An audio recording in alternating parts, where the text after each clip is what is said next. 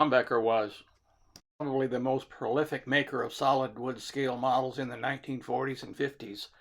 Produced models ranging from very small no landing gear kits displayed on a stand to large 4-engine bomber kits. This Beech Bonanza is near the lower end of the size range. It does include landing gear, and since it's a tricycle gear equipped, it has a weight in the nose to prevent it from being a tail sitter. Scale models of this era, particularly early in this era, were made of wood.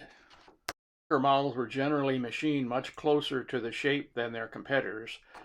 They provided materials to make the sanding stick to complete the process. Here's the Strombecker Beech Bonanza laid out ready to build. As you can see, it costs 39 cents new. Our first task is to spare in and round over all these sharp lines to make a streamlined Bonanza fuselage.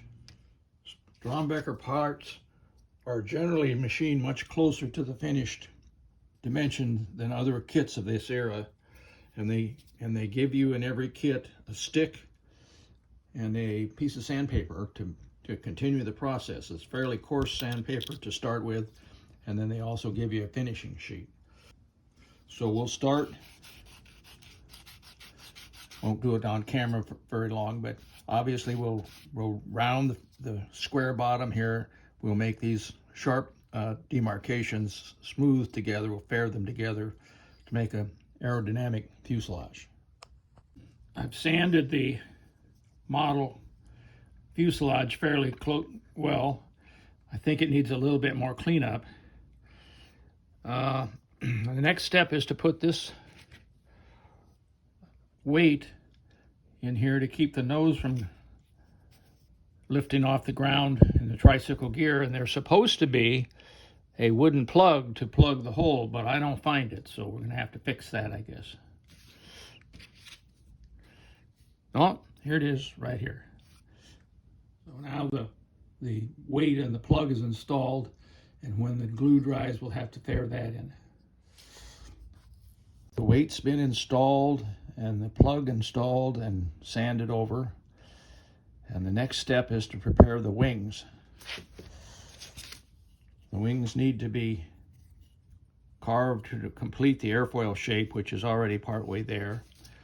And then the square peg has to fit into the round hole, so we have to fix that. So I've sanded the wings and fit them into the hole in the fuselage.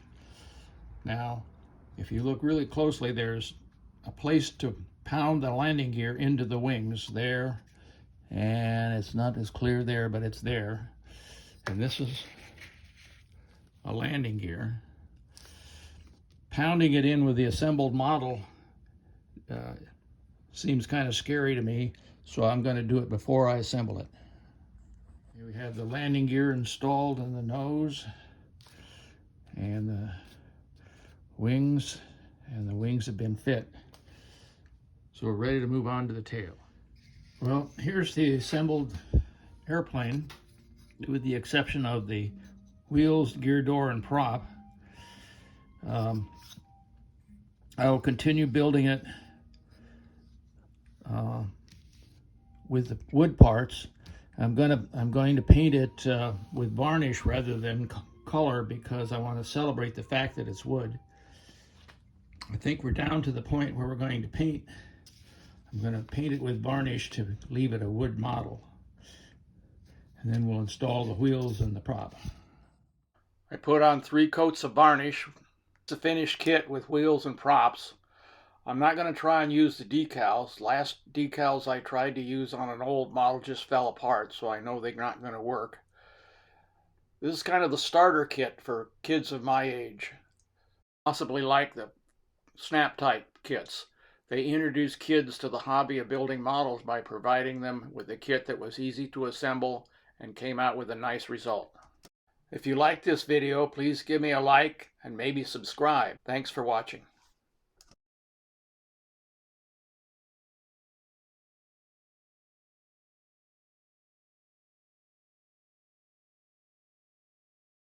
Thanks again for watching.